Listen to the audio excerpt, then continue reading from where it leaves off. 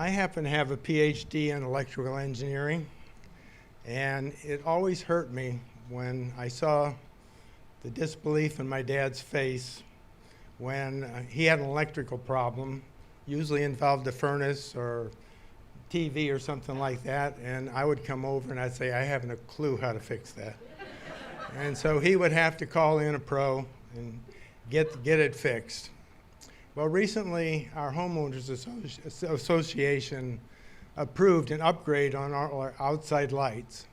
Now, my dad isn't with me anymore, but I thought, I'm going to make him proud. I'm not going to call a pro.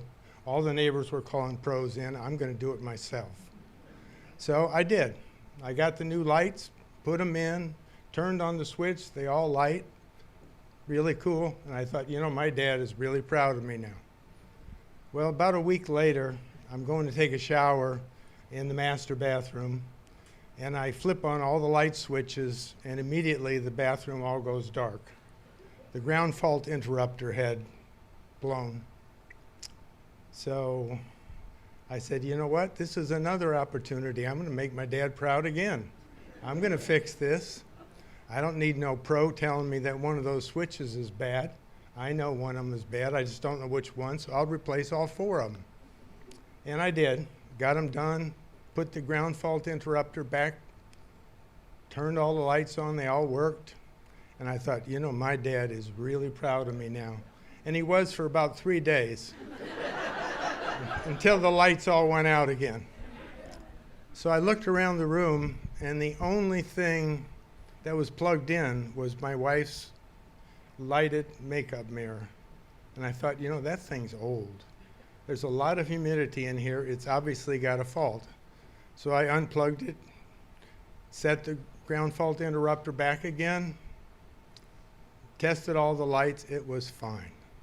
And I said, hon, please don't use that.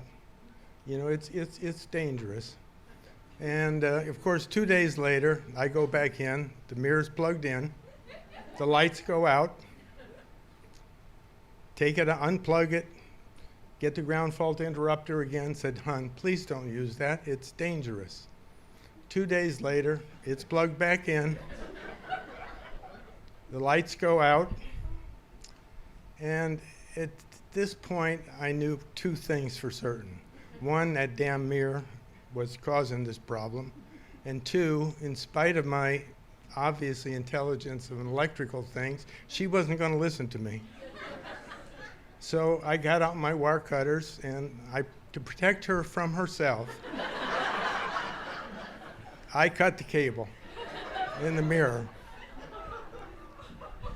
And I was real happy about that until about 3 days later, from a darkened bathroom, I heard those words no husband ever wants to hear. I told you so. They were out again. Well, there's only one reason this could possibly be happening. That damn ground fault interrupter is bad. Now, this is way above my pay grade because it's down in the main circuit breaker box in the basement. I have to take that cover off. There's an awful lot of wiring in there, and it's all high voltage stuff, and I have to figure out how to get this old circuit breaker out, put the new one in. But you know what? I got her done. And I was very happy for about 4 days. Until it went off again. This is a PhD in electrical engineering. And I said, Dad, I am very sorry, but I'm going to have to call the pro in to fix this thing.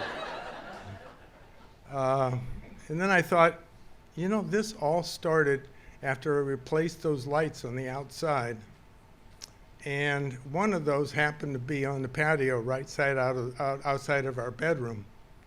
And so I went out there and opened it up. Oops. When I pushed the wires back in, I had scraped all the insulation off one of the wires, and it was sitting up against the metal frame of the thing. In the end, it was an easy fix. I never had to call the pro, but I don't think my dad was proud.